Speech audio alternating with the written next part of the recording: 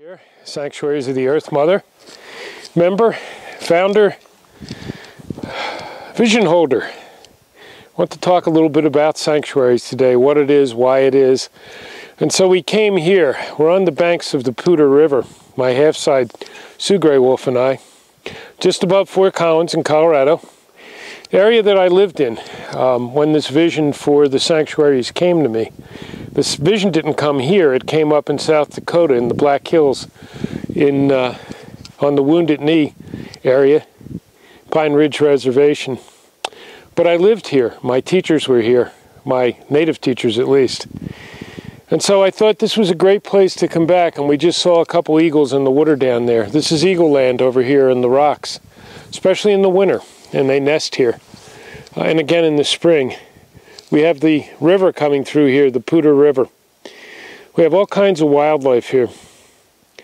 This is a sanctuary to me. It always has been. And so it's a good place to talk about Sanctuaries of the Earth Mother. When did this first come to me? A lot of years ago, about 1994.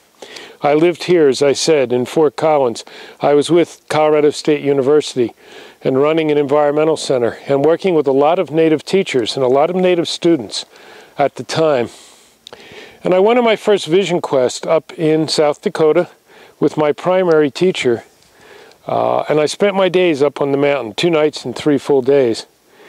And it was there I had this vision that then I forgot for many years until it came back a few years ago as I wrote my first book, White Man, Red Road, 5 Colors.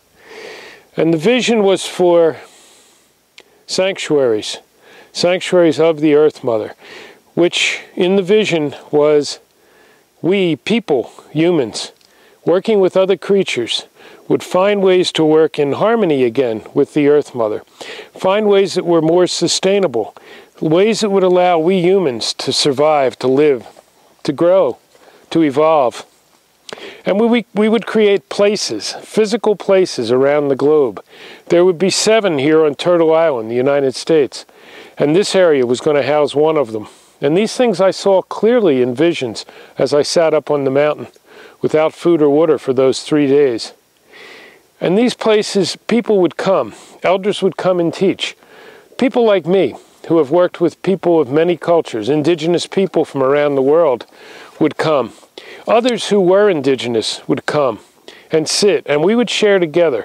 But more importantly, we'd bring in young people, and we would start to share down the teachings. And together, we would all look for new ways. So we'd be working with the old ways, the ways of the ancestors, who were more in harmony with the earth.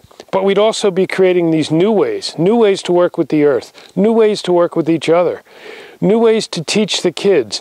And the whole purpose of this was to share down a better, healthier legacy for the 7 generations.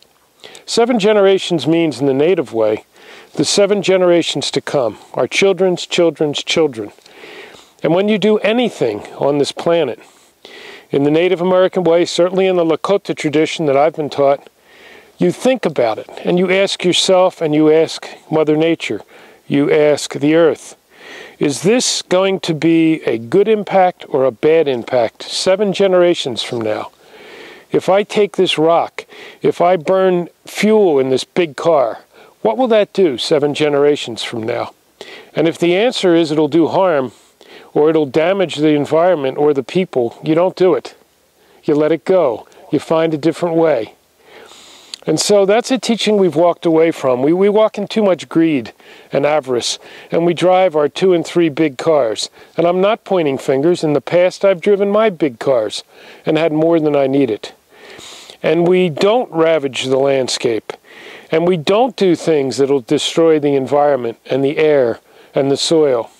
We need to walk from these things. And so the sanctuaries are safe place, safe havens. I see 100 of them around the globe. The 7 here on Turtle Island in the U.S., I'll be involved with. I will help set up. I won't run. This isn't a preconceived, here's how it's going to be package. Each one will be a little different. One will be here. One I saw would be in Arizona. One would be in near Moab, Utah. Another up in the Black Hills, and on, wherever they needed to be. And the people in those areas would create exactly what they were. But again, the underlying mission would be to find better ways to work with the Earth Mother, more sustainable, so the Earth Mother could heal, and create a healthier legacy for the 7 generations. If they do that, then they've done enough. And already the people are coming in a big way. We have thousands of people on internet, on Facebook. We have our websites where people come and hear. Sue and I go around the country and in parts of the world teaching, sharing the message, teaching some of the native ways that I've been fortunate enough to be gifted with. I have been called a pipe carrier in the Lakota way. I pour water. I do sweat lodges. I am a keeper of medicine in the Mayan way. These are meaningless titles, except they're things I've been taught. Things I was taught so I could share them. Things I'm now teaching some younger people who are my students, as I was a student of my elders before me. These are the things we need to do now, not only to survive as a species, but to evolve in a good way, a healthy way, a safe way, a way in peace and harmony. No more ego, no more using the word I did this, I will that, I am this. The word is we, and what it is around is the circle. And in indigenous teachings, the circle is everything. The circle is the medicine wheel is a circle, the planet we stand on is a circle, our solar system is a circle.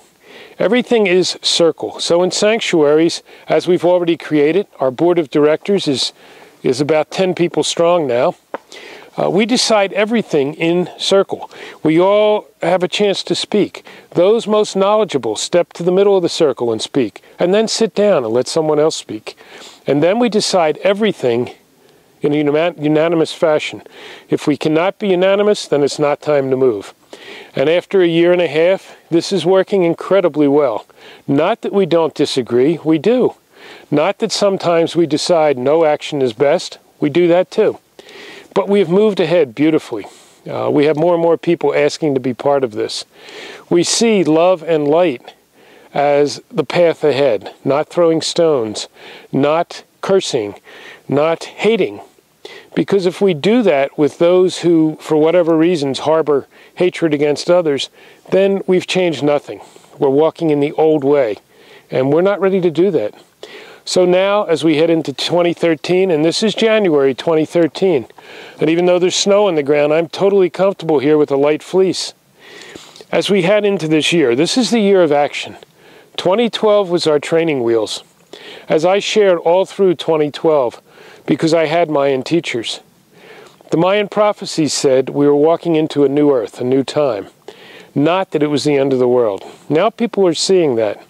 2013 is the year of action. We need to create these places now. We need your help. We need resources. We need money. We need more people. We need expertise in a lot of things. These things we're asking for. We ask Creator, Great Spirit, God, Allah, whatever name you use, it doesn't matter. We ask Him and thank Him, her, for providing these things because we know they're coming. In the meantime, we live on this planet as it is now, and we do need your help. So join us in this. Look more. Look at these pages. See what Sanctuaries is about, if it talks to you. If you want to work with the Earth Mother, if you care about our children and their children and the children beyond, become part of this.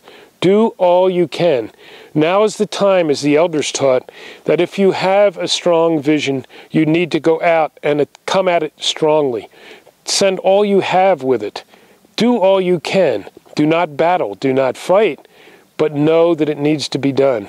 And those who are needed will appear, as so many already have. In doing this, we will achieve the true meaning of Mitakie Oase, which is the interpretation, we all are one. That means we're all one, not just humans, animals, the weather, the Earth Mother, Father Sky. We have to look at things the way the indigenous people did for generations and understand it's a cycle. All is a circle. If we continue our ego-based way as humans, we too can become dinosaurs. And Sanctuaries wishes to make sure that doesn't happen and we find a better way. So I thank you, and again I ask you, join us. Look at the pages, look at the pictures, look at the videos. Contact any of us. You will find us, you will know what we're talking about, and you will become part of it, I'm sure. You've already been drawn to see this video. You've come to this page for whatever reason, and so I welcome you in now. before you join.